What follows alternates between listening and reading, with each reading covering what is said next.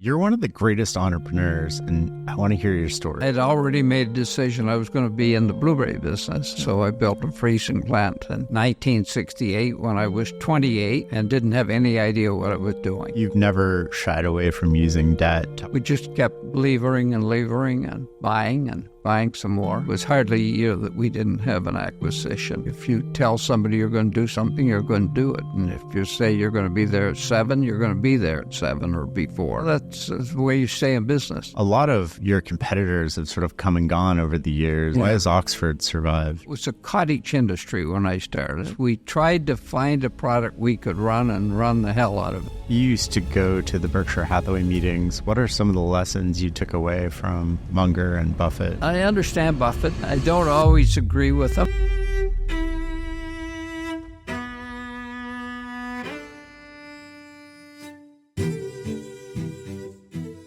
I want to start with your childhood. Take me back. What was that like? Well, I grew up in a village of 300 or 350 people. As I remember it, we had a sports event of some kind going all the time. From the time I was 5 or 6 years old, we'd have a sponge ball game. And so a lot of sports activity and skating on swamps and hockey games on swamps. And in grade 8, we had a new regional school in Oxford, brand new school with a gymnasium, which was just a wonder for us because we'd been playing baseball in hayfields.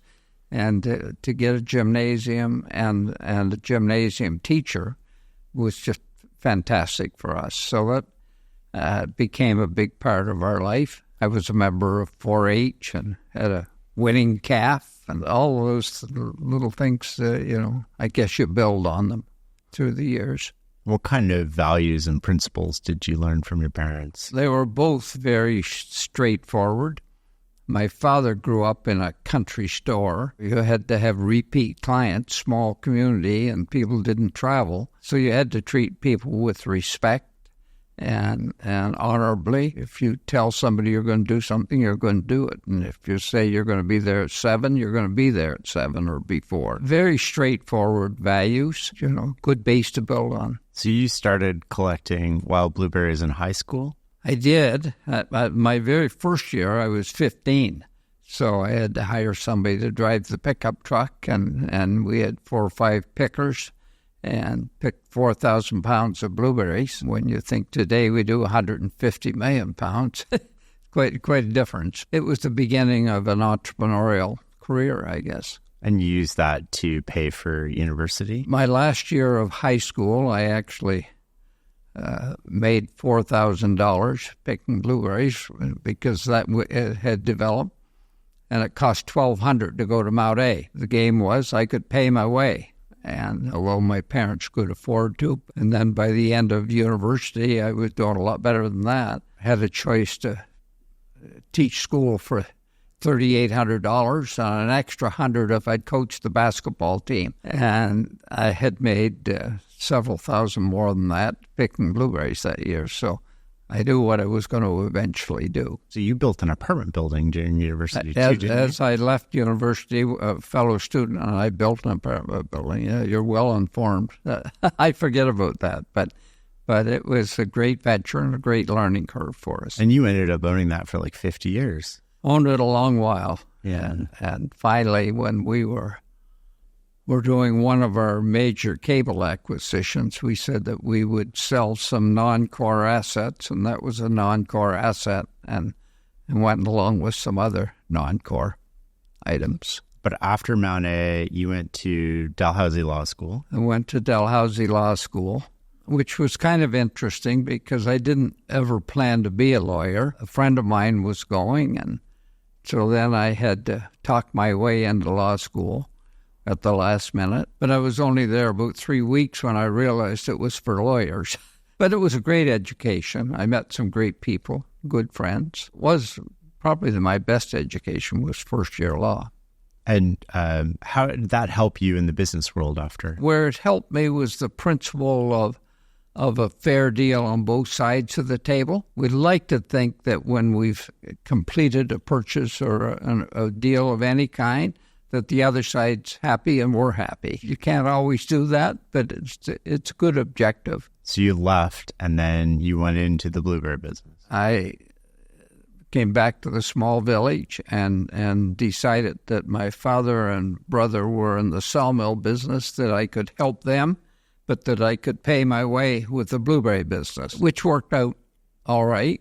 Then in 1968, we had a real turning point when there were big crops in Maine and the grower price went down, and in some cases couldn't sell them. On some days we had to stop picking. I had already made a decision I was going to be in the blueberry business, and I decided if I was going to grow blueberries, I better have my own freezing plant. So I built a freezing plant in 1968 when I was 28 and didn't have any idea what I was doing.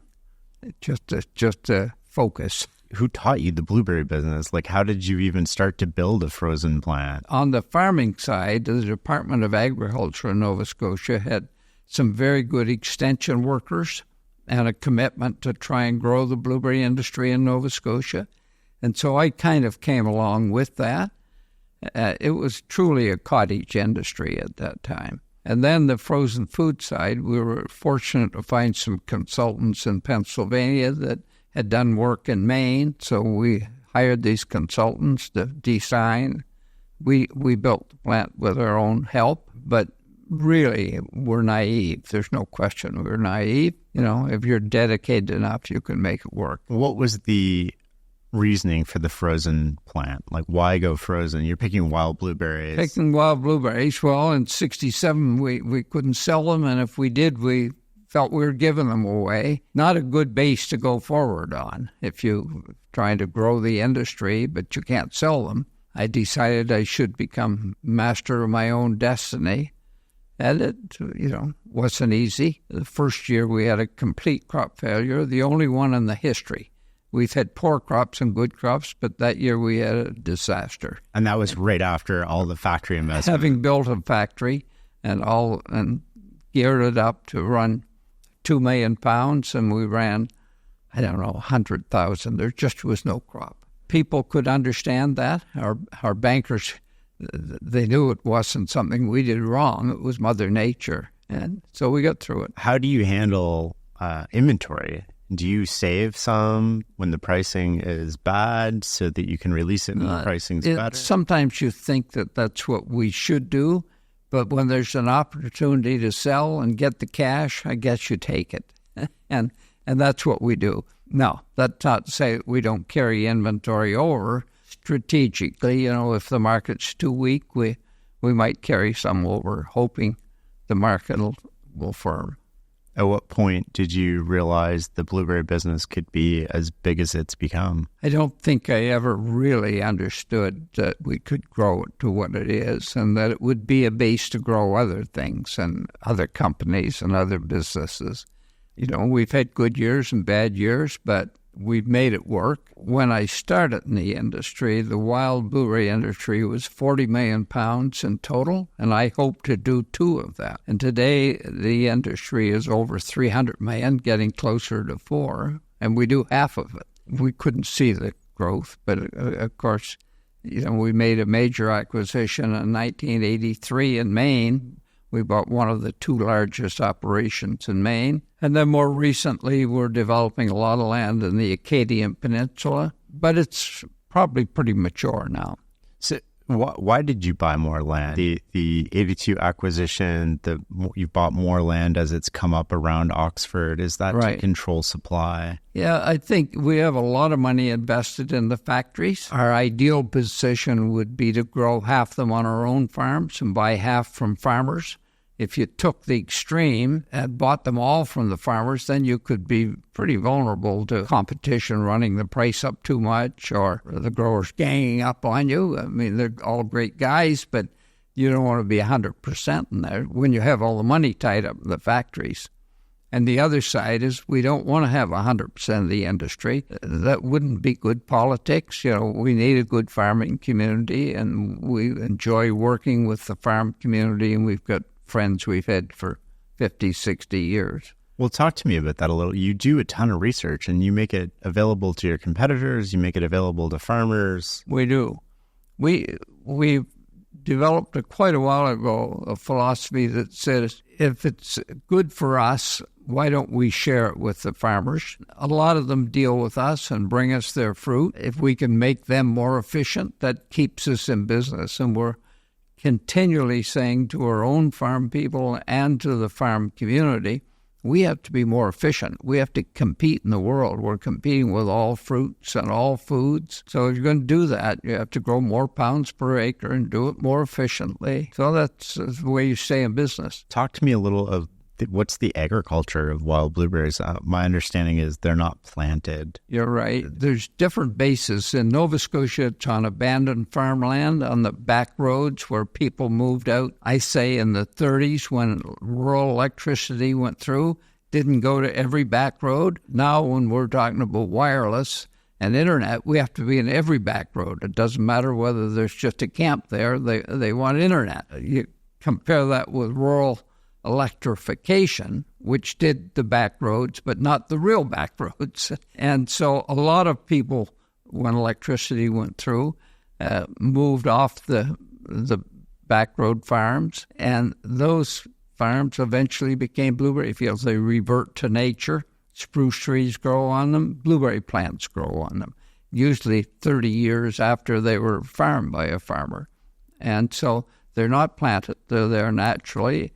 And in many cases, some of these farms had already been taken over by spruce trees, whether quite thick or scattered, and we would cut the spruce trees down, and we had a blueberry field. Now, the industry in Maine, which is the mother of the industry, had about a 50-50 ratio between old farms, which tended to be smaller than they were here, but then they had the blueberry barrens, which were big fields that were a pine forest originally, and then through forest fires they became, there's history written about them picking blueberries in the 1700s on these barrens. They'd been burnt over the years. And so that's a different industry. And now in New Brunswick, on the south side of New Brunswick, again, it's old farmland, but on the North Shore, it's a pine forest that we're clearing.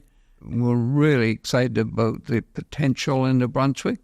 We're going to have more acres in blueberries than New Brunswick has in potatoes. So it's going to change the Acadia Peninsula and the economy there. What is it about? My understanding is Quebec, Maine, Nova Scotia, New Brunswick. Those are basically the only places wild blueberries really grow. Not quite right. Nova Scotia, New Brunswick. Maine is the mother of the wild blueberry industry. But Lake St. John is also quite a big production area. In 83, when you did the Cherryfield acquisition in Maine, was that the big step up for Oxford? Yeah, I would say 83 was kind of a transformative year. It's also the year that we bought control with Stuart Rath of Halifax Cable. It took us from being operating small rural towns to having the major city. And so those were bases that we've built on. We weren't that well financed, so lots of borrowing and lots of convincing banks we could do it. So 83 was a big year. You've never shied away from using debt? We haven't shied away from using debt, although today our balance sheets are in great shape. But through the years, we've always been what I would say almost fully levered. The food business, we were levered, but we had good assets. The cash flow wasn't as consistent as you'd like. But in the cable business, we were buying cable companies all over Atlantic Canada and out west in Ontario. But the cash flow was pretty consistent. You could budget it and see where you were going. So I wasn't afraid of debt. And I think that separated me from, the original cable owners. There were lots of them. As the industry developed and fiber came along, we started tying them together, and there was a lot more capital involved. Lots of the small town operators just decided that it was time to move on, that they didn't want to lever themselves the way it was required. So we started buying small systems and tying them together. And then we had the opportunity to get Halifax and eventually Dartmouth, basically all of Nova Scotia, except Glace Bay and a little bit in Cape Breton. We just kept levering and buying some more. And There was hardly a year that we didn't have an acquisition. I want to come back to Eastlink in a second because you own one of the largest, the largest private telecommunications company in North America. I think it's largest private, yes, by far. What are the input costs to Blueberries? I think one of the big ones is bees. The biggest single cost are the rental of honeybees for pollination. These berries, they're 1,500 blueberries a pound. Every blossom has to be visited by a bee to get a blueberry. So we require a lot of hives. And I was reading an article this morning on the Canadian economy, and where Scotiabank had put out a report that said if we would eliminate the borders within our provinces, that it was something like $2 to $7 billion of efficiencies that would come to Canadians. So in our bee business, we're stuck with restrictions. We can bring bees from the Okanagan Valley all the way to New Brunswick, and we have to get permission through each province, and we get the permits, and we bring. But when it comes to the Nova Scotia border, no. So Nova Scotia and PEI are the only jurisdictions in North America that have restrictions. Historically, it was about protectionism. Some local beekeepers got together and lobbied the government and said, we don't want others coming in here. This is our market. But that's a small business compared to the blueberry business. So we're held hostage by a lack of pollinators in Nova Scotia. My understanding is there's almost like a team of moving pollinators in the U.S. They start on the West Coast and they sort of go across the country to Florida and then up to Northeast. I asked one of the guys about their business model, and they said ABC, almonds, blueberries, cranberries. And then they go to Florida for the winter, and then they go back to California and the almonds, and they do the route over again. And it makes them quite efficient. Where in Nova Scotia, what can you do? You just have to stay within the borders. We have a great junior hockey team in Halifax, the Mooseheads, and it's like saying you can play in the queue, but you have to use only Nova Scotia inputs, and you can't bring anybody in. It's not only bees. There's just restrictions all over the place on border crossing. And there's been panels and people studying it. Harper had a study group, and everybody finds the same thing. It's kind of ridiculous. But that's the country we live in, but there's always hope. Do you have a professional beekeeper on staff? We do. We're the largest beekeeper in Nova Scotia by far, and one of the largest in Canada, because we couldn't get the bees, so we had to start our own apiary. We still don't have enough, and the farmers don't have enough. And what difference does the bee make in yield, like the pollination process? 4 or 5 times. I think if you had no honeybees imported and relied on local pollinators, you might get 1,000 to 1,500 pounds. If we use 4 to 5 hives, which is considered high, but we can grow 8,000 or 9,000 pounds. So it's a tremendous difference. And with our research, we've been sponsoring research with Dr. Percival at the Agricultural College, and he's really taught us how to grow plants that are more productive and with fungicides and fertilizers. And we do have the basic crop there, but then you have to get it pollinated. It's a real problem. And this year was particularly bad. The farmers lost, in many cases, 50% of their bees over winter. See, we should be taking those bees to Florida maybe in the wintertime. Because it was too cold? Is that why? I'm not sure. There's always lots of reasons. Our beekeepers say they went into the winter in poor condition, so then they didn't survive well. It does mean that if you want to raise bees in Nova Scotia, there's a second market in New Brunswick. The Acadian Peninsula is 10 days later than Nova Scotia in a microclimate. So we could pollinate here and then take them to New Brunswick, but we can't do that. So our biggest input cost are bees. If the total is $2,000, 1,000 of it's in bees. So it's a big, big factor and a big issue and a big disadvantage to Nova Scotia farmers, tremendous disadvantage. And when you started, you were picking blueberries with rakes manually? That's right. Yep. And how has that process evolved to today? There have been all kinds of people trying to develop a mechanical harvester.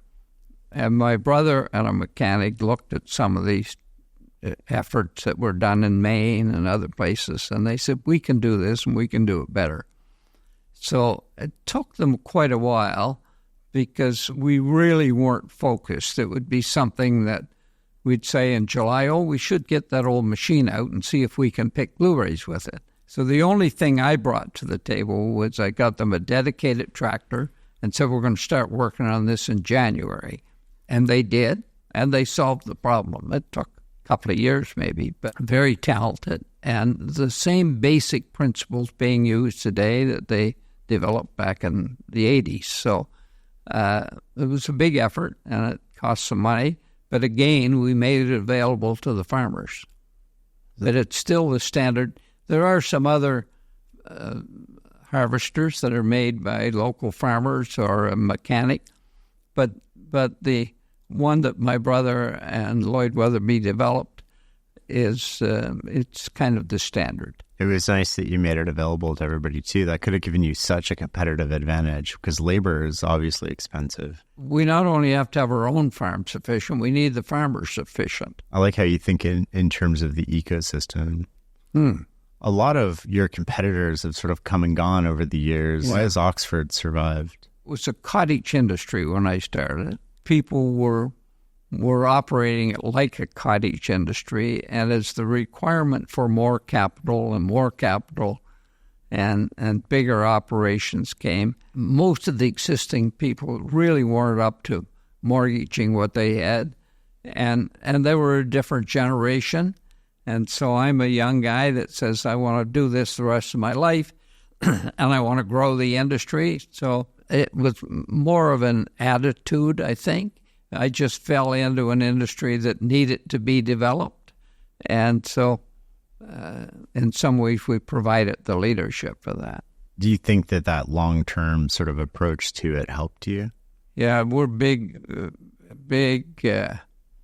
believers in looking at the horizon.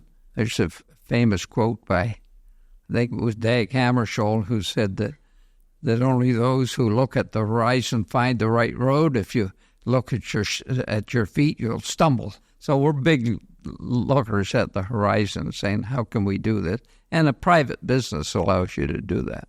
One of the interesting things about Oxford, from my point of view, is you never got into formulated sort of products, which would be naturally pretty easy in the frozen food market and probably have higher margins. Why not? Lots of people have suggested we should have our own brand products. My great friend and mentor, Purdy Crawford, used to say, John, you'll spend $10 million on a factory, but nothing on marketing.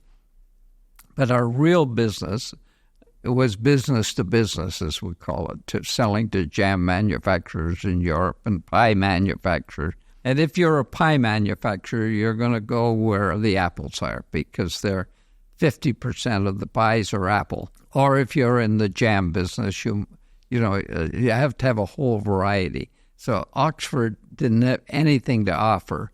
Blueberry jam in North America would be maybe 5 or 6 on the popularity list. We're a provider to manufacturers, and whether it's smoothies or whatever. So there was no economies of scale. I remember, we have this great golf course at Cabot down in Cape Breton, and the Industrial Commission of Inverness, before Ben built Cabot, came to see me to see if I would make blueberry jam in Inverness.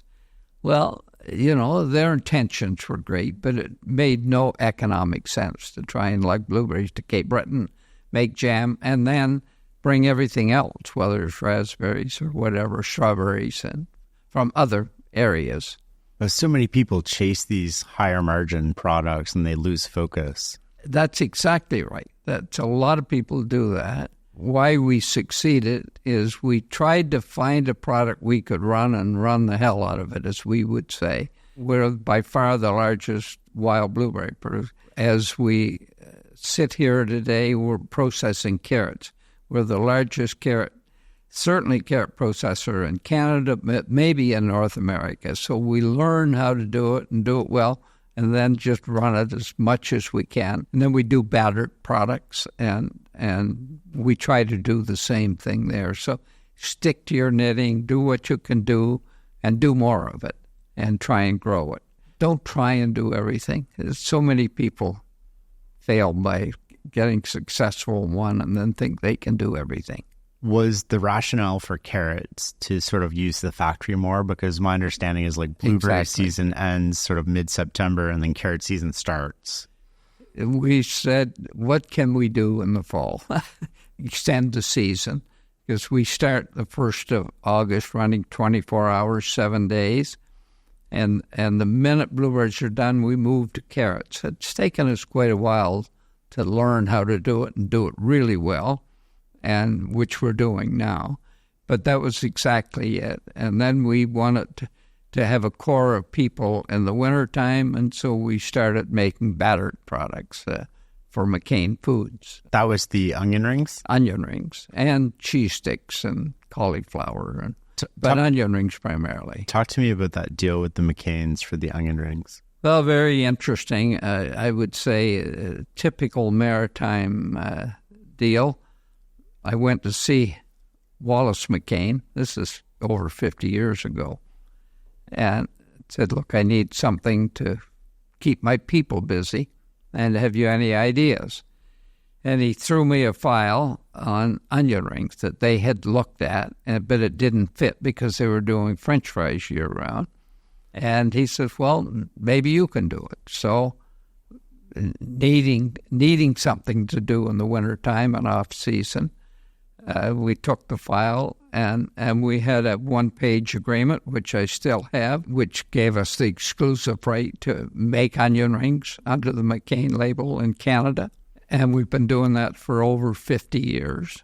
And I would say only in the Maritimes, And of course, we've had our ups and downs. But in all those years, I never once went back to Wallace or Harrison and said, I need help. Your guys are giving me a hard time. I always worked it out behind the scenes because I thought I could go to them once and I was going to save that. But if I became a nuisance to them, then the relationship would disappear. So we've worked all these years, and I never had to ask a favor. We've done it on a pure commercial basis, and I think it's worked well for both of us. I like the fact that it's a simple one-page agreement over a handshake. Yeah. But at the time you entered that, you had no idea how to make onion rings. Didn't know how to make onion rings. The deal we made is still going, still one page, but it's altered in many ways, of course, over time with investments and so on. Yeah, we didn't know how to do it, but we didn't know how to do blueberries either, or carrots. What gave you the confidence to figure that out? Other people in the world are doing it. There must be some way you can learn how to do it. It can't be that complicated. But this is back in the day before Google or anything, That's right. Like, you're not searching how to make onion rings. Suppliers love to talk, so you talk to the people who make batter and say, well, what kind of batter should we use? So they'll tell you more than they should sometimes. It was difficult, and our objective wasn't to make good onion rings. It was to make onion rings exactly the same as the competition, because then it's an easy sell. You don't have to have something unique. And that was not as easy as you would think. And we could make better tasting ones. We could put them in a blind test, and ours would win, but they were a little different. And the objective was to make the same as the other guy. What's necessary to be successful in a commodity business? If you're making the same product in a very similar way that other people are making it, what gives you an advantage? How do you create an advantage? You have to be the low-cost producer, and you have to be top quality. And blueberries and carrots, there are established grades and so on, so it's not... Battered onion rings a little different because there was only one major competitor and we were trying to compete with that. By and large, you have to be a low-cost producer and have top quality. And top quality doesn't necessarily cost. In fact, quite often it's cheaper because you have less product on the floor and less shrinkage and you're doing it all right. and the end product become better. Top quality, low cost is a pretty good motto. There seems to be a natural entropy in business. As you become successful, you start spending more money, you start doing things that are different, or, getting a fancy office or doing these things. But how do you maintain that low cost over 50 years? I'd like to think that we're low cost, and hopefully we are, but we strive every day, and we have a culture of every year trying to do it better. There's always changes we can make in the manufacturing line or on the farm. And so we have a real culture of being open to doing it better tomorrow. I could list 5 or 6 things that I know we're going to do better next year, and from some of the things we learned this year, and improving the mechanical harvester, improving how we unload the product and how we deal with the farmers. And there's always steps that you can do, and you can't be satisfied with the status quo. We could sell 40 million pounds of blueberries, wild blueberries, kind of as a specialty item. But when you want to sell 300 or 400 million pounds, now you got to compete with cultivated blueberries and with strawberries and marmalade, raspberries. And we're always trying to be better and to get our costs down. What's the difference between wild blueberries and cultivated blueberries from a pragmatic standpoint? Tremendous difference. First of all, the health benefits, the antioxidants are double in wild blueberries. The flavor is much better. The cultivated blueberries, they're a fine product, but if you have them side by each, anybody will choose the wild for flavor, and that's a big help. We have like jam manufacturers that one of the biggest in the world is Andros in France, and they'll only use European blueberries, which are a different species again, or our wild blueberries. And Europeans can't compete with us because there's still a cottage industry. So they're gradually disappearing. But there are lots of people who will change the recipe and maybe use 50% cultivated. So it's big competition. Because it's more expensive. Wild blueberries are more expensive. Historically more expensive, and we could get a premium. But it's becoming more difficult. So our objective is to be the low-cost producer, even against cultivated. What are the key sort of performance indicators or metrics that you look at to judge the business? The food business is very difficult to put down on paper. You're fighting the weather and all kinds of weather conditions. Currency is a big issue. Labor supply is because we're seasonal. Really, in the food business, the blueberry business in particular, we just have to put all the inputs in, do it all at the right time, the exact day for the sprays, and so on, and then hope that Mother Nature gives you a break and doesn't take it away from you. Like, for instance, this year, we think the Acadian Peninsula has great potential for wild blueberries, and it catches showers because it sticks out in the water and the bay shores on one side and either Miramichi Bay or whatever's on the other. But they normally catch good showers and have good rain. This year they didn't get any rain, and we had a tremendous crop.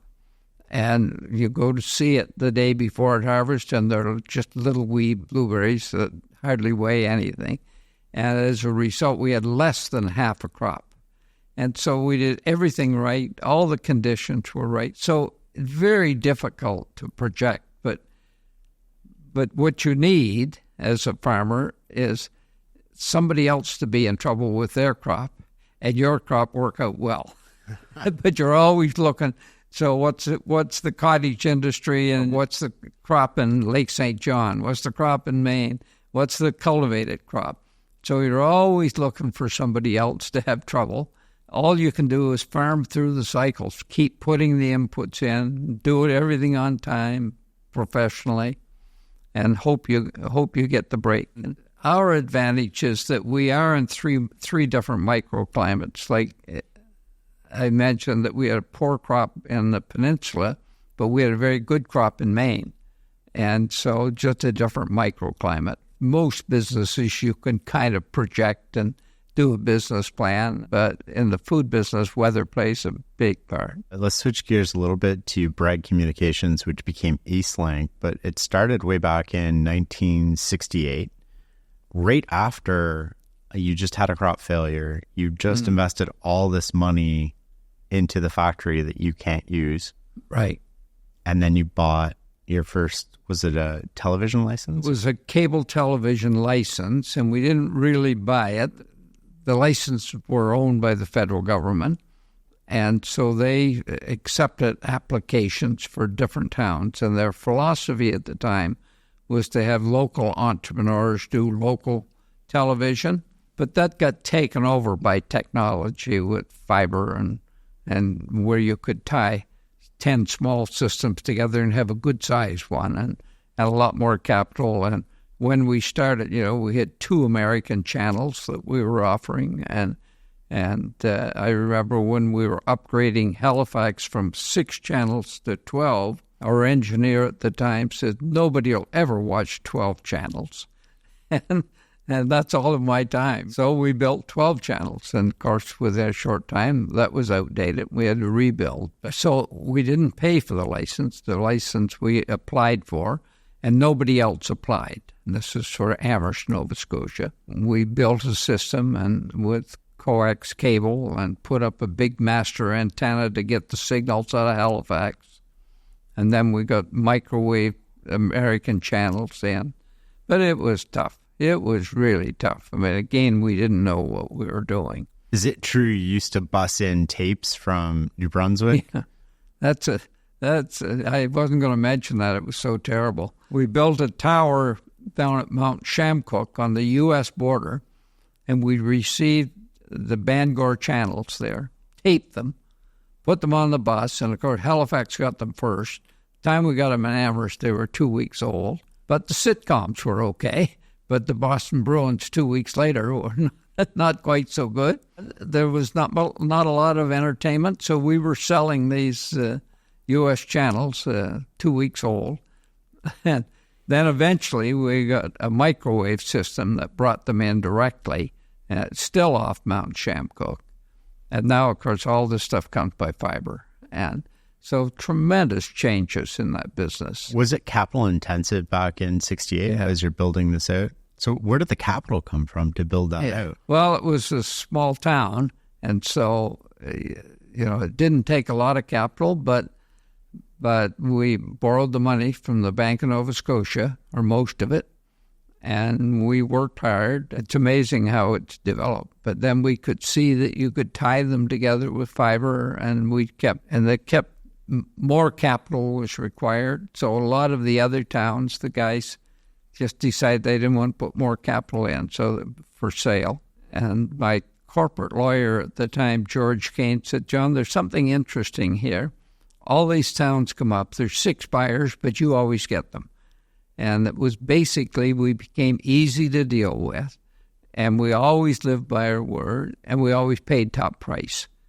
And so we just kept picking them off one at a time and made it easy and didn't over-negotiate. We gradually picked up a lot of towns, and then, we bought a company out of Newfoundland that had systems in Sudbury and in British Columbia and Alberta. We just gradually bought them, but there's nothing to buy anymore. I think about this. We have both our cable and food business that were both quite rapid growth businesses, from really small cottage industries to professional companies. We've played that game, and they're both good businesses, but I don't see the next big step. They're kind of mature businesses. Yeah, and all the bigger companies are public companies, and they're not going to sell. At one point, you were losing a lot of money every month. Yeah. And you went to see your father and your brother. That's right. I guess maybe it was 11,000. These numbers, grow or shrink over 50 years. I think it was 11,000 a month we were losing. But that's like hundreds of thousands today. Thought we should have a little family meeting on it. That, look, we're losing it, and I'm cutting costs everywhere. We did cut costs, took all the extra people out. I can see a light at the end of the tunnel, but I'm not really sure where we're going. I think we could sell to some of our neighbors, or maybe we could buy one or two, because everybody was struggling. My father said, well, we spent a lot of money on your education. We shouldn't throw it away. Pretty wise advice. And I said, geez, I don't know whether we'll ever get it back or not, but it turned out it was right. We had an expensive education, and we learned how to go on it. Sometimes you get a little wisdom. It takes you a long way. How important was scale? Well, scale ended up being very important in that business. And that's why in '83, when we got Halifax and were able to tie, we couldn't really afford to have professional engineers. We were relying on suppliers to give us the technical advice. But scale is absolutely important. And so as you expanded this, you've done, I think, hundreds of acquisitions effectively in Eastlink. Why the reputation for paying the most? I don't think we paid too much, but we were prepared to pay at the top of the cycle. Again, we were looking at the horizon. If you paid a little too much and you're a private company, you just have to live a little longer to make it work. My brother used to say about buying a woodlot, well, maybe we're paying too much, but if we live long enough, it'll be a good deal. So this is the same with cable. It just meant that instead of a 10-year payback, you took 12 and you worked for nothing for 2 years. In the big scheme, that was the right thing to do. Is that something private companies can do easier than public companies? Oh, yeah, absolutely. I mean, we're still doing all kinds of land development, and this development we have in the food business on the peninsula, it's all 20-year horizon type stuff to get the land cleared and developed and get it productive. But it's unique, and nobody else is going to have it. So there's lots of projects like that. What are some of the other either projects you have going on that you could do privately that you couldn't do publicly, or advantages of just being private versus public? I think there's tremendous advantages to, if you have good management, and we'd like to think we have good management, we work hard at that, but there's just all kinds of decisions that we're making that, of course, if it's efficiencies in the factory, we want to have a 2 or 3 year payback, but sometimes you have to make motherhood statements. You have to say, well, like we built a $150 million factory in the Acadian Peninsula. That's a motherhood statement. I mean, you couldn't say, well, there's going to be a 3 year payback. It's not going to be, but it's a good long-term asset for the area. It's a good long-term asset for us. But so there are some, what I call motherhood decisions you make to keep yourself efficient and going. Are there other ones that come to mind? The land development we're doing up there is the same thing.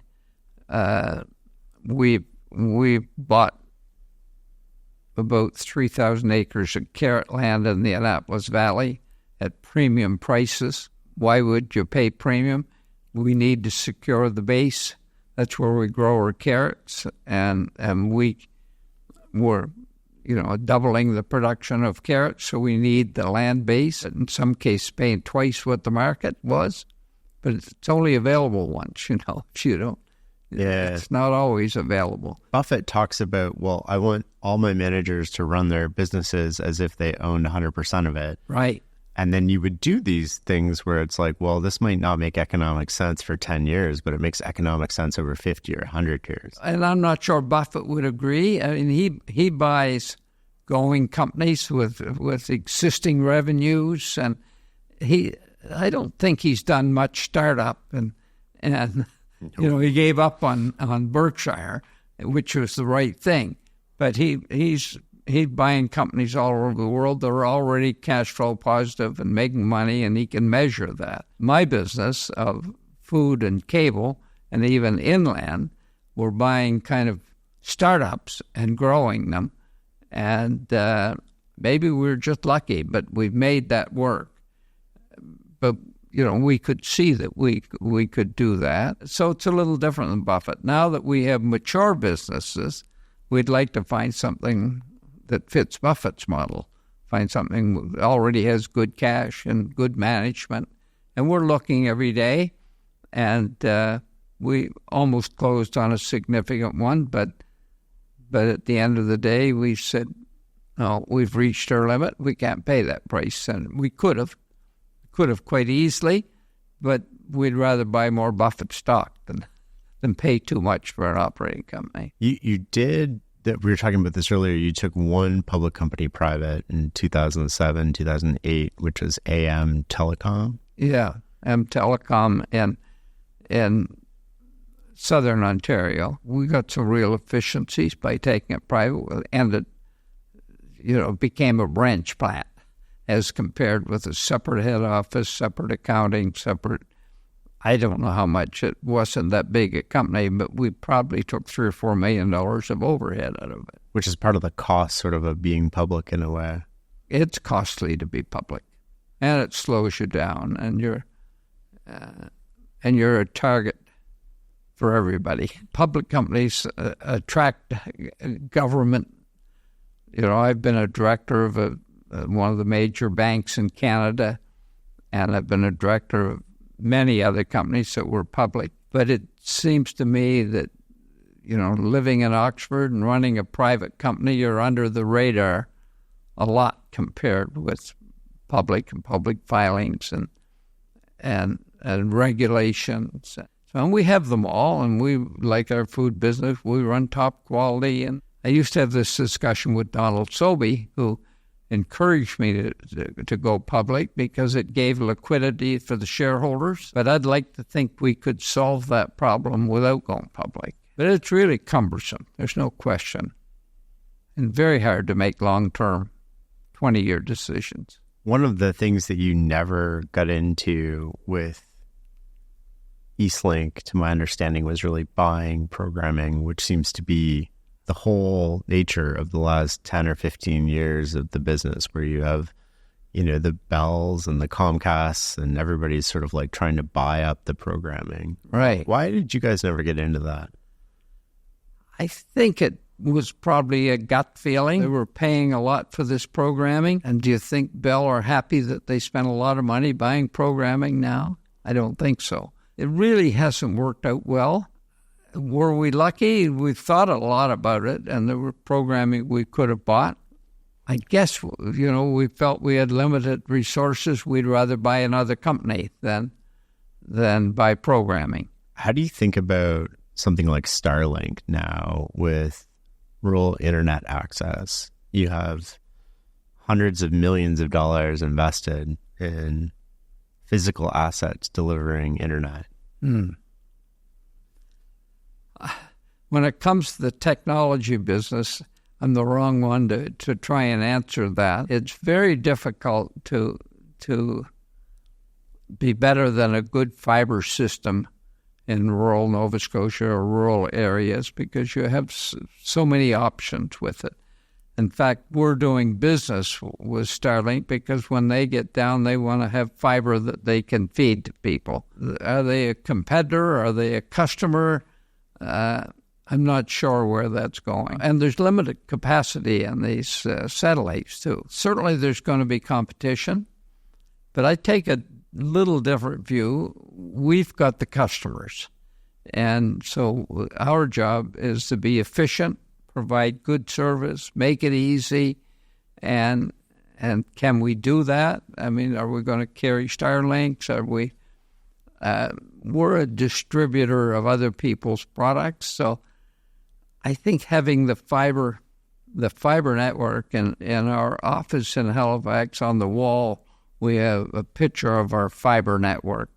It's really amazing, and I think it's an asset that's not recognized by the financial advisors and so on of the big companies. But if you look at our map, we have fiber from Ireland to Bermuda to the East Coast, and then we have fiber going west through Chicago and Detroit, through Toronto and up north, and all the way to British Columbia. And a lot of this we own. Some of it we trade. We might have 48 fibers in an area, and somebody wants 12 of them. We'll say, sure, we'll give you 12 in a rural area, but we need 2 to Detroit or to Chicago. So we either own or have trades. A fiber network that's really amazing when you see it on the wall. I remember I went to lunch in Stockholm with the Ericsson guys when we were first getting in the cell business. And I said, will you put my cable business out of business eventually? He said, look, we've got to get off those towers and into fiber as fast as we can. So, you think of it's all cell, but it's really coming to you from fiber.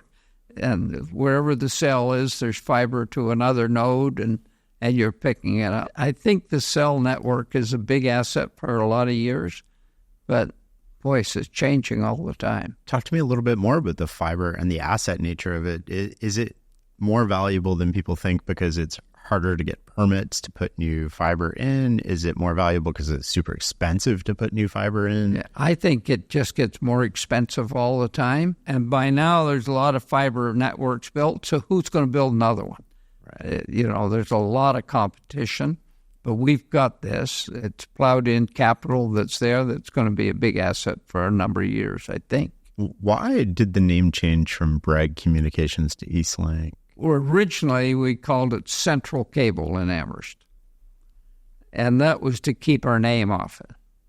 But then we had a holding company, and somebody named it Bragg Communications, holding company that was not in the public at all. Some way, as we bought companies, the Bragg name became a little more, but in most cases, we still ran under the original name, whether it was in Sydney or Summerside or Charlottetown. For finance reasons and so on, had to put them together. The holding company named Bragg Communications sort of got out there, but it was never on the walls of any of our buildings because they were all run as Halifax Cable or whatever. It was truly a holding company, and then we moved it on from there. But those were kind of decisions I wasn't paying much attention to or didn't care much about. We were always rejigging the financial structure. You said something interesting there, which was you didn't want your name on there. Most people, I think, would almost be the opposite. They do from an ego perspective. Yeah, well, we don't have our name in the food business. Oxford's a good classical name around the world. One of the best marketing tools you can have is use your own name. People catch on. McCain's would be a great example. Everybody knows McCain French fries. But I was determined that from a family point of view, and if my grandson or granddaughter want to have just a normal job in the business or outside of the business, they don't need the burdens of the name being everywhere. So I was quite determined to keep our name off it. It's more so today, but security, you don't need a high profile in these small towns, and I think it's just makes a better family situation if you don't have your name plastered over everything. But I can understand why people do it. But in my case, I prefer not to do it. You like the low profile? Yeah, I like the low profile. No question about that. My son Matthew and I were looking at a cottage that he was looking to buy. It was the former cottage of Alex Koval, who was the famous artist from Mount Allison, my university, and it was for sale, and we thought it would be nice to own the Koval cottage, and we were there, and there were some other people showed up looking at it on a Sunday afternoon, and I said, we understand it's for sale, and we understand there's people interested, but Matthew and I were there. They had no idea who we were, and they were talking this as if, maybe we'd know who might be buying it. And it's just nice to have a nice low profile and be able to get around and not have the burdens of people. And not as much for me as for my children and grandchildren. When you were acquiring all these companies, whether through Oxford or through Eastlink, did anybody ever ask for equity? Yeah, we've had, from time to time, there's been that discussion, and I face it head on and say, look, family companies are great to work for, and we're going to pay you well, and you're going to feel very comfortable here, but there's no equity available. And too complicated with the finance structures if you start giving it away. And then if they want out, and I just didn't need that complication in my life. I think historically, there's a lot of good family companies, and especially in Europe, there's tremendous generations, and people are comfortable. I tell the story about a young guy that was a basketball player, and he was recruited to run the athletic department at St. FX University. The president of the university said, I'm probably only going to pay you half of what you're earning today, but I'm going to give you a job with twice the satisfaction. And that's the most important thing in life. He took the job, and he's got great job satisfaction. And, there's more to life than just the pay envelope. Having a good civil place to go to work and good fellow workers and a sense of working together is trying to get ahead of the other guy all the time. It's worked for us. We've had great employees, just tremendous employees, dedicated. That's what we are. Talk to me a little bit more about the culture inside the companies and how you shape it. Probably the best thing we've done on the culture side is everybody is dedicated to doing it better next year and open to that. Now, we always have some people who have to respond with a new idea with a negative comment to start with. That's human nature, but they get through that within a day, and then they're the great team leader. Having a culture that you can just bring up ideas, and there's really no room for naysayers around the table. You've got to just say, look, we got to do this. Don't tell me why it's difficult to do it. You agree it has to be done. We should be better than we are. So, let's get together. And I always say to my team, I say, you're as smart as anybody else. Why can't you figure out how to do it? And that's a good challenge. But they are as smart as anybody else, You don't have to bring people from Toronto or Ottawa to decide how to solve problems at Oxford. There's a culture of hard work and all of those basics and civility and respect. I think it runs highly through the business, and we say to people, look, if you can't be respectful or if you're not happy, or please, find a place where you can be happy. How do you think about incentivizing sort of the leaders of the company? Yeah, that's always quite a challenge, and we have incentive programs, and they seem to work. If I had my druthers, I'd rather pay you $1 million and just expect you to work hard than to pay you $500 with a $500 bonus. Incentives seem to be a way of life, but a lot of people will perform without incentives. Certainly we have incentive programs, and they do seem to motivate people. Well, John, if you want to hire me for $1 million a year, I'm available starting tomorrow. There you go. See? Without a bonus. No bonus necessary. How do you manage it all? We're recording this in my so-called head office, which is only 200 yards from our food processing plant.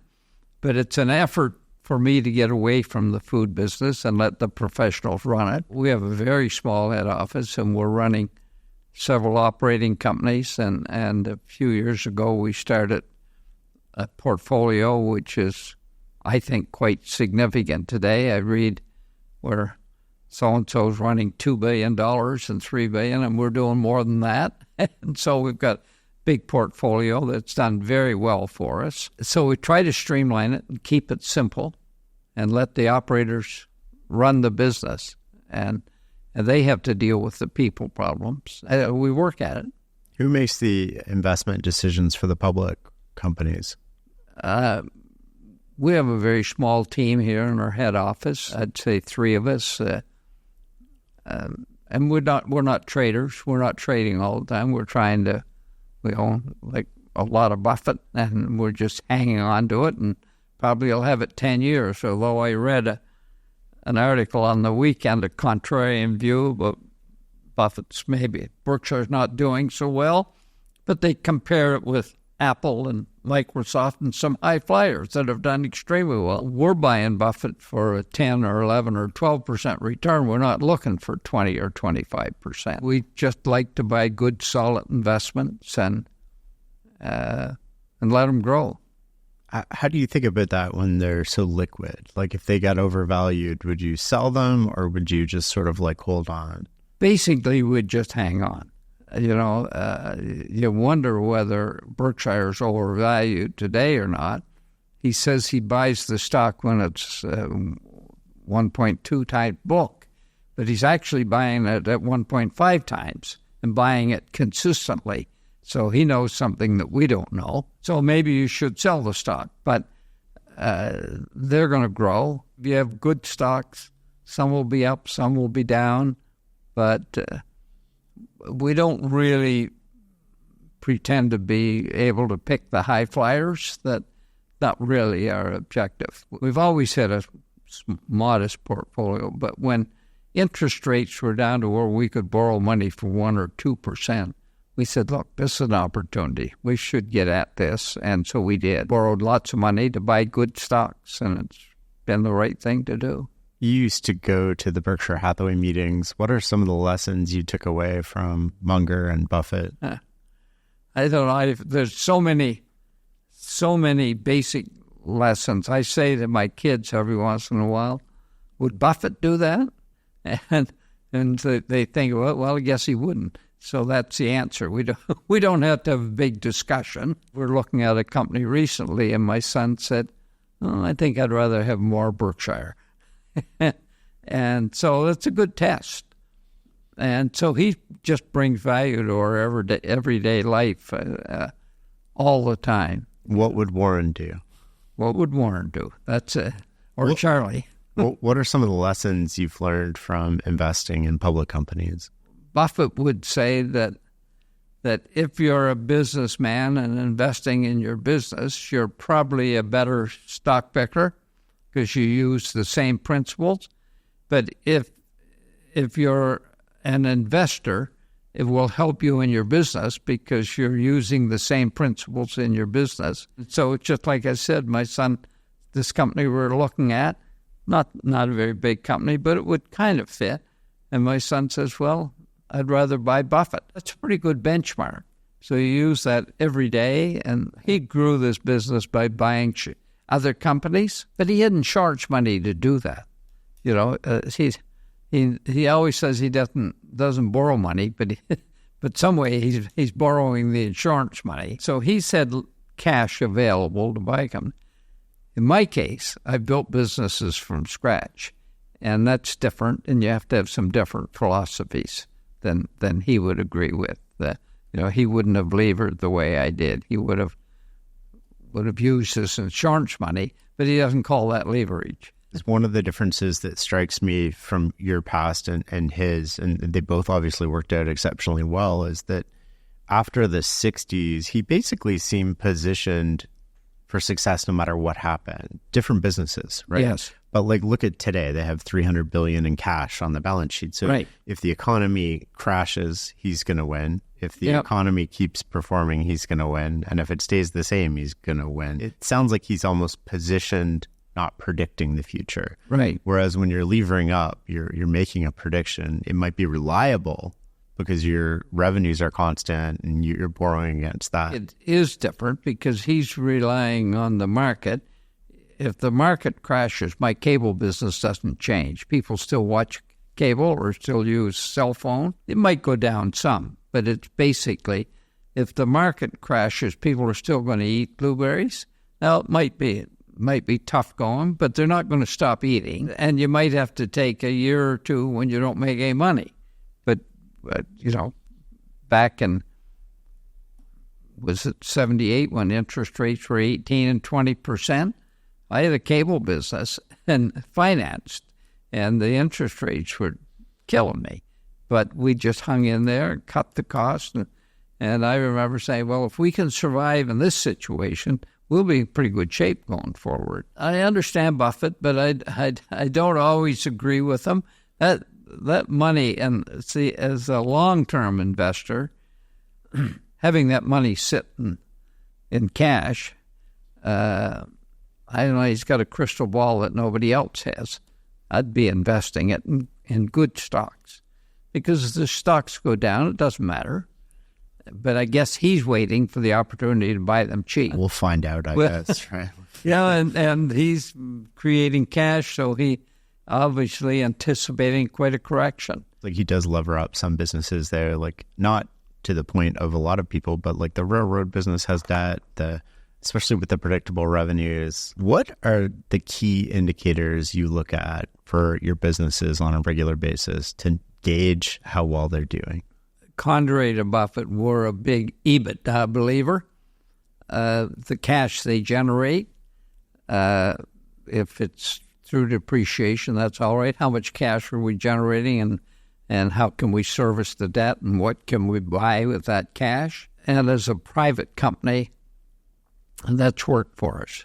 You know, when we were building the cable business, there was lots of depreciation, but the cash flow was good and still is.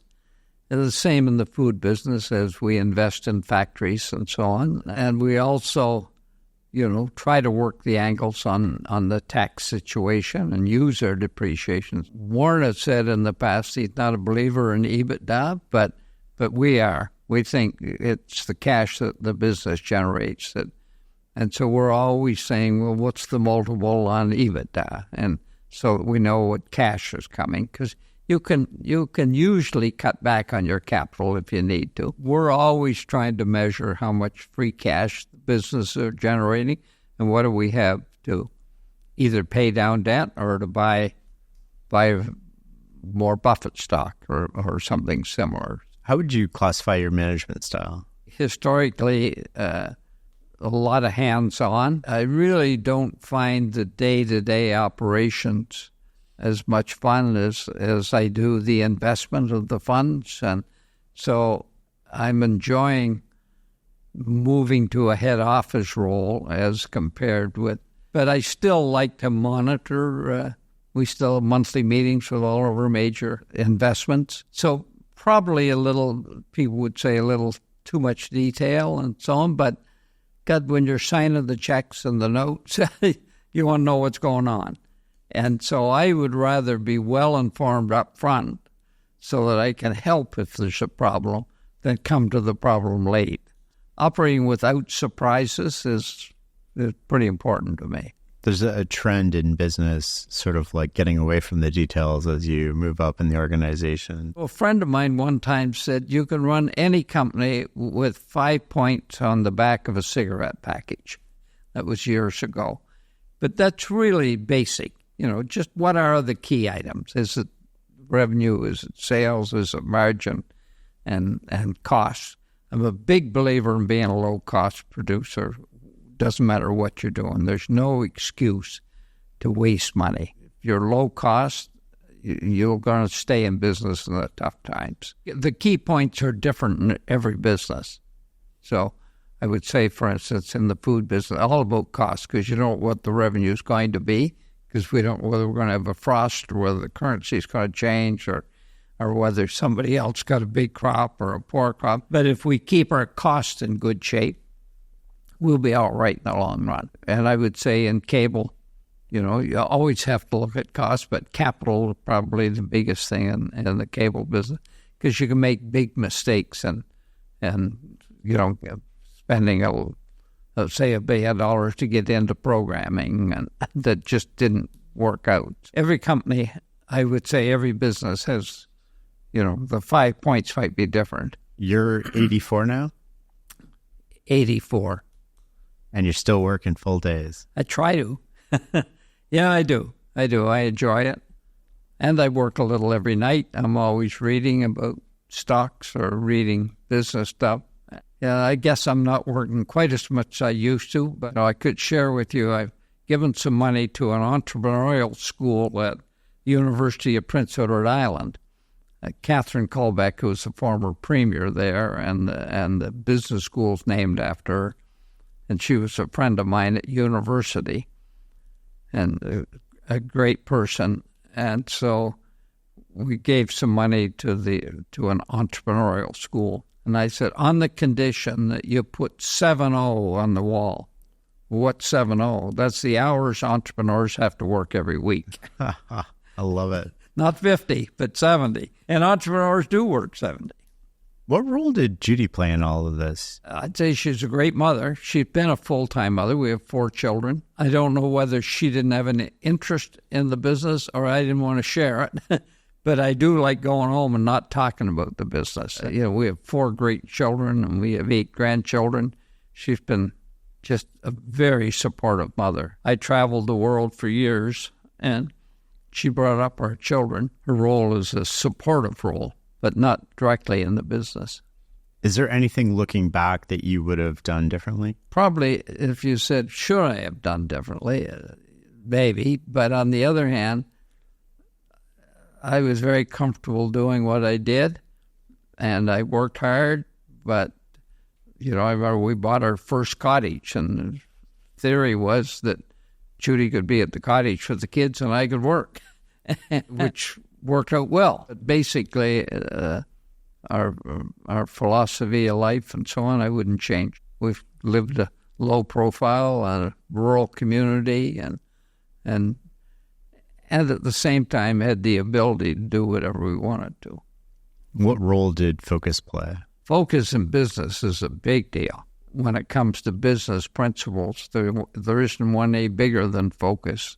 Just stay at it and work at it. And it's amazing how hard work brings you good luck after a while. Focus is absolutely critical, probably maybe the biggest single principle you can have in business. Is there anything about decision-making that you've learned that you think most people miss or would benefit from your knowledge? Stick to your knitting. And I've seen a number of friends or associates who made the first $1 million and then thought they knew how to make the second with ease, and they would get off focus, go buy another company that they didn't know anything about, and just not focused on what they knew. I think it's fine to diversify, but you have to be careful how you do that. Frank Sobey, when I was in university reading a Financial Times, I don't know which one, and I read a quote where he says, always keep the back door open. So although we were levering through these formative years, the real debt load was in cable where the cash flow was quite consistent. The mistake many people make is they have a business and they make the first $1 million, and now they get into things they know nothing about in too big a way. I mean, if you want to test the waters, that's one thing. I'm a great believer in not having all the answers. I always say the guy that asks the question looks better than the guy that has the answers, and so I'd like to have the questions. But people get to have the answers. We've all been around associates that once they make a little money, they know more than the next guy. In your experience, how often have those people self-corrected after they've started to go down that path? I haven't seen much self-correction. A guy that's really doing well, when he speaks up, you listen to him. When he goes broke, nobody listens to what he has to say anymore. So making $1 million didn't make you smarter, and losing it didn't make you stupider. Talk to me about the role of patience and long-term thinking in terms of your success looking back over the last 50, 60 years. Patience is a real virtue. I don't know whether I have enough, but I've had to have a lot because we've built our team. We have lots of imports now, but in the early days, we built our team on locals that, didn't have as much experience as people from away, And some of them turned out to be great entrepreneurs, but you had to have patience, bring them along and get them exposed. One guy said to me, because I was trying to point out the way I wanted to report, and the guy says, "Yeah, but John, you're outside and seeing all these boards and reports. We don't see that. Although you're smart, just didn't have the imagination. But today, tremendous executive. But it does take a little time, and patience, respect, civility. Those words are big in our culture." One of the things that you've said that I was most intrigued about that gives me a lot of hope is that most fortunes are made after 50. Well, I was a member of YPO, like lots of other entrepreneurs, and you get rocked out at 50. And I remember saying, for me, this is just the beginning, because I built a base now. I haven't really made any money, but I built quite a base. And now I've got to take that base and move on. Most of my real equity, the way you would measure it, has come after 60. But before that, I was building land bases and factories and people, but it didn't show up in the bottom line. But I was building a real base of assets. And then I could say that after 70, we've done a lot better still, because we've got the base going, and like the portfolio we have, I didn't really get started until 75 maybe. And we I shouldn't say played around. We had maybe a significant portfolio in some people's mind, but not one that you would see written up in the New York Times or something. But when I decided, when these interest rates were so cheap that you didn't have to be a genius to borrow at 1 or 2% and invest in dividends at 5%, so we did it. Could have sat back and done nothing. And not everybody was doing that. We have a board, and I was explaining to them what my thoughts were and how I thought it would work and what the downside was. Well, we've just plugged away at it, and we've got a couple of billion of equity or more now in the portfolio. But all that came late in life. What role does the board play? I don't want to downplay the board, but one of the great things the board does is bring discipline to our management team. The team love to have the board come and like to present, but they also have to be professional about it. So it's forced our team to be more professional. Now, we get lots of wise comments too, but the discipline that they bring by the board, the different leaders coming before the board, presenting what they're doing, answering the questions, that's great discipline. I use the board, different people on the board at different times as listening posts. I wouldn't go without it. I'm a big fan of private company boards. I don't think they slow us down in decision making, but we won't make a big decision. We don't like to surprise the board. There might be smaller decisions we just make and move on. But if it's significant, we like the board to be primed in advance as to what we're thinking about, what we might do. So we kind of try to operate without surprises. You've mentioned interest rates a few times. As somebody who's lived through basically the highest interest rates and the lowest interest rates we've ever seen, how do you think about interest rates and how they should or shouldn't be? Well, they've been a big factor. I mean, I was paying 18 or 20% at one stage for loans. Didn't have as many loans, thank God. And then when they're cheap, these rates have been exceptionally cheap. And then when they get to be 6%, everybody says, "Oh, it's too expensive." Geez, I never dreamt that I'd ever see 6%. Certainly, I didn't allow that to slow me down because, it's kind of normal, but now we're coming back. It does allow leverage, and it affects the portfolio some. You might buy a few more dividend stocks if the money's cheap. If the dividend's twice what the cost of funds are, yeah, you can get a return without without too much risk pretty easily. It's obvious it's my cost of funds. How have you learned to deal with success? I don't know. My lifestyle's not much different now than... How have you kept it that way? There's no yachts, no mansions. That's right. Well, we have a few too many homes around, but we don't abuse that. And certainly no yachts. Hate to admit it, but we have a plane, but that keeps me working. I couldn't be traveling around the way the airports are at my age and my health. One beauty of living in a small town, we're an hour and a half from downtown Halifax. I could be going to dinner every night in Halifax.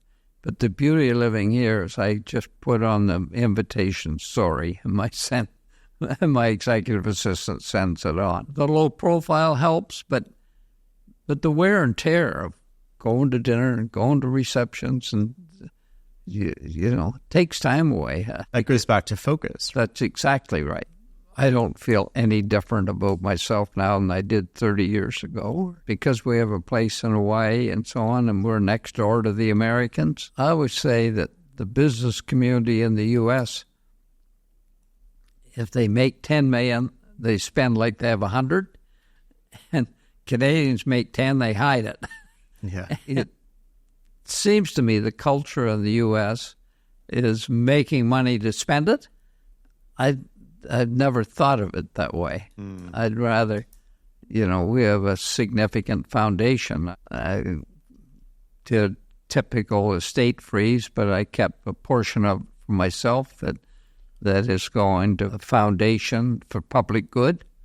And so that's one of the reasons I keep working is to be able to really leave a foundation. And at the same time, the children will have more than they need or more than they should have probably. But we're going to have a significant foundation and to work for that as compared to work for a big yacht. I don't know how you measure those things, but it'll give me satisfaction anyway. Are there any policy changes you would make to encourage more entrepreneurship and business in Canada? There's so many roadblocks at every turn.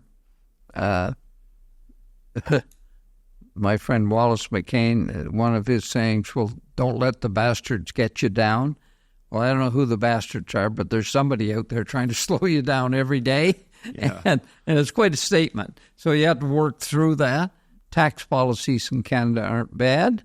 Jurisdictional hold-ups at the border, with all these border deals is terrible. I'm an environmentalist. We have big woodlots, and I'm really an environmentalist. But if you're not careful, they'll take it over. We had a woodlot. This particular case, it was a 1,000-acre woodlot, and we were building roads through it to do silviculture work. Great for the future. And I went to see where they put a bridge in, and it wasn't a bridge, but it was half bridge and half rock. It ended up costing $75,000. And when I was there was no water in it, and there was only water in it maybe in the month of April when it came down off the hill. So there's no fish in it. Yeah. But they make it do things that are absolutely no common sense to. And we could have had a nice rockway that you just traveled through. But, so there's just things like that. That's a minor issue, but it's irritating. And so there does seem to be a general lack of common sense in most regulations around the world at this point. It's like sediment, right? It started out with good, but it keeps adding and adding and adding, and nobody would have chosen to get to the place where we're at, and yet here we are, and we keep sort of adding sediment. And we add to it, and the most irritating comment that you get from the civil servants is, but this is the regulation. Yeah. Don't talk to me about common sense. This is the regulation. Yeah. When the people wrote the regulations, they couldn't envision everything, but then the regulation covers everything. It just bypasses common sense. And I've heard that, well, this is the regulation. We're just going by the regulation. Drives you crazy. John, I really appreciate the time today for this conversation. We always end on the same question, which is, what is success for you? Success for me is the development a great team.